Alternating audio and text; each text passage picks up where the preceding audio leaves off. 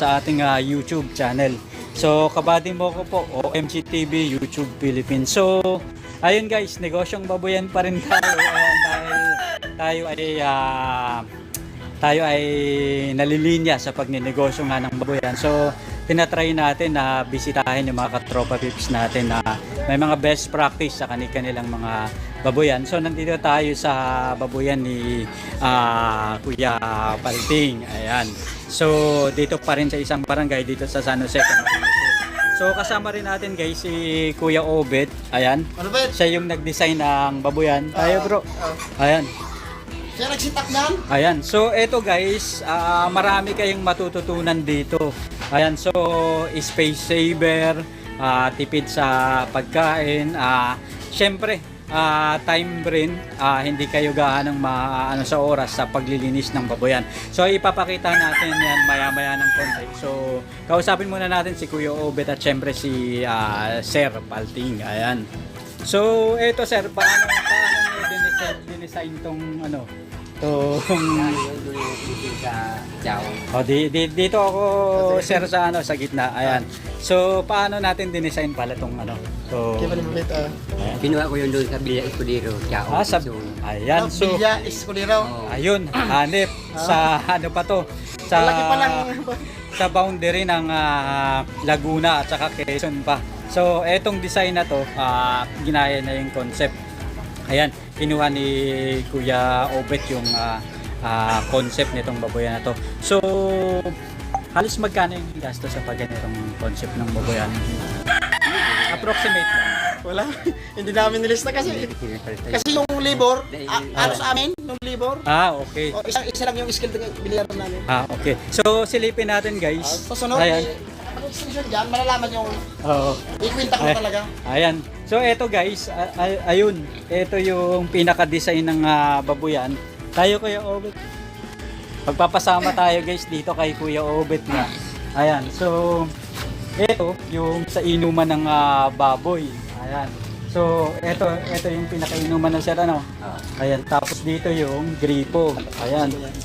So, ayun guys. Ayan. So, ngayon meron silang 5. Ibig sabihin hindi man na masyadong nakakagalaw yung baboy, ano? Ayan. Tapos dito naman sa inuman, sir. Eto, diretso na, ano? Lalagyan lang ng tubig. Tapos automatic, nandun na yung pig drinker. Ayan. So, eto guys, tipid na rin to sa pagkain kasi nga walang masyadong nasasayang. So, napakagandang design to yung ginawa ni Kuya Obet. Ayan. So, kapag gusto nyong magpagawa, ipa-flash ko na lang yung number ni Kuya Obet para pwede na siyang tawagan. Ayan, kung gusto niyang magpagawa ng mga design na katulad nito, ayan, so pwede siguro siyang mag-ano sa inyo. Ayan, so pero ang kagandahan nito guys, ayun, madaling linisin. Yung hindi nadulumay yung baboy. Oo. Yung hindi na nakakapinit sila kuya. Oo. Ayun. Tapos yung kainan, hindi naapakan ng may kain. Oo, yung dumi. So bale ito guys, etong ano na to, elevated papunta na sa baba. Ayun, yung flooring. Kaya yung mga baboy, higa tayo, tapos kain lang ng dire-diretso. Ayan, so magandang plano to guys. Ayan. Ayan. So side view tayo, sir. Okay, ito mo sa back view. Ayan. Yan kuya, 2 months, ayan kuya niya. Magto 2 weeks. Oo. Yun dito 3 months. May 6 na araw. So, ayun guys, ito yung bagong design ng ng baboyan na talaga namang magandang subukan yung ganitong design. Kung kayo ay bago pa lang, ayun. Saka malinis ang baboy. Oo. Ayun, maganda yung pagka-design nyo. Sa next month kuya, Oo. pag nabuo namin, Oo. halos kuya nila. Halos. Kasama na kayo na nagtulong. Kasama na kayo Oo. nagtulong. Ay, Parang ang lumabas, parang kayo, lang bayaran kasi bayaran yan lang. kayo na rin yung ang ganda. Kasi magastos kasi pag puro bayan. Maganda yung pagkaano nyo. Ayan. So, Ito sa tubig kasi oo. doon ka lang mag-isip ng tae. Kumbaga diretso na dun sa dulo. Nandun lang yung tae niya halos. May kanya-kanya ng butas, Oo. diretso na sa ano. Oo. Tapos sa tubig din, at May least kanya-kanyang inuman. kanya-kanyang inuman. Kung sino yung may sakit, Oo. bali siya lang ang Oo. Yung mabibigyan mo atensyon. kapag may gamot na kailangang O, siya ilagay, lang. Kasi kung diretso. Ang mangyayari niyan, Pwedeng maano pa oh, sila. yung wala naman sakit, Walang iinom sakit, ng antibiotic, hindi naman ng pwede mga gamot. siguro. Oo. Tapos eto, maganda yung pagkagawa. Maganda Kasi yung yan concept. nga, Ayun. isang malaking, Oo. ano yung malaking baboyan yung malapit? Mga ilang ulo inalagaan doon? Nung, Daan libo. Ano, ano? may ribong siguro. Ayos. Nakulaw na ako rin, diba? Kung po yun, bilang eskodero yun. Malaking kumpanya. Baboyan talaga. Mga piggery Mga talaga. ilang buwan no? nung katrabaho.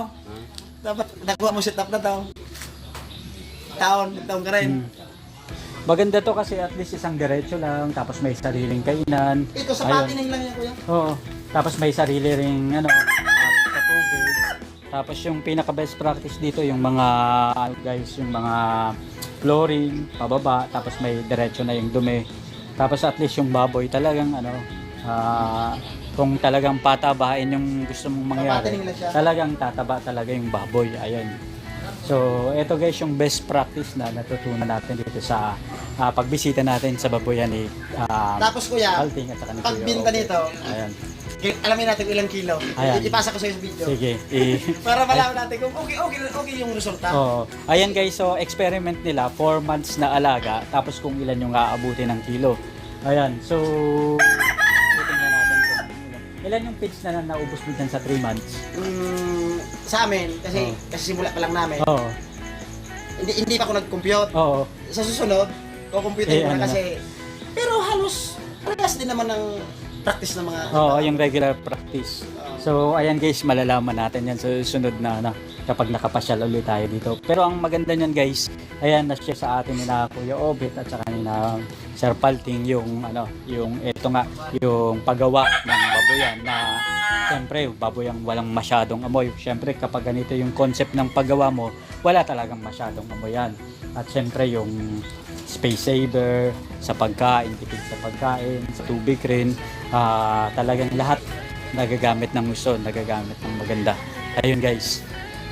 So ayan guys, dito tayo, binisita natin itong babuyan nga ni Kuya Palting. Ayan, so guys, basta usapang negosyong babuyan, syempre kabady mo Kuya. Ayan. So kasama natin si Kuya Palting. Magpa-promote muna tayo. So manood po kayo ng Kabady Mo Ko YouTube channel dito. So guys, ito yung babuyan ni Kuya Palting, mga best practice sa negosyong babuyan. So nakita po natin guys, sa susunod marami pa tayong ibang mga bibisitahin. Ito yung first at kauna-unahan nating bisita na babuyan at syempre yung best practice na na-share sa atin. So malaking tulong yan dun sa mga gustong magsimula ng negosyong babuyan. So guys, maraming salamat po. Kabady Mo Ko po ng